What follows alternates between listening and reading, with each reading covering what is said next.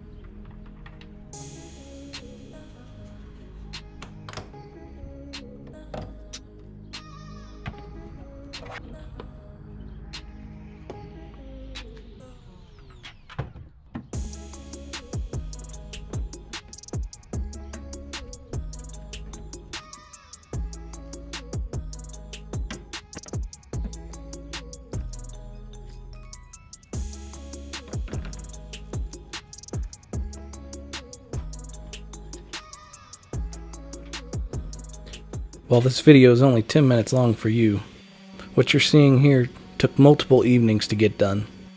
I have hours of video, but while editing, I find it so repetitive and boring that in the interest of your sanity, I'm just going to include the final prep of the last panel on the car.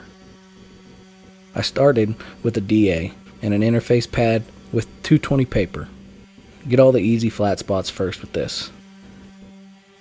While doing that, you'll notice pinholes and rock chips. Now's the time to fix those issues. I've done the entire car this way, and I think I have a pretty straight surface that's ready for the next step. I know I'll find issues later, but in the end, it's not intended to be a high-end paint job. After I get the blemishes taken care of with the glazing putty, I'll go over the whole panel with the red Scotch-Brite pad. Try to focus on the edges where the sander wouldn't reach well. I follow that up with a bucket of soapy water in the same pad, just as the final scrub. We'll do that again just before pulling it inside the garage for the paint.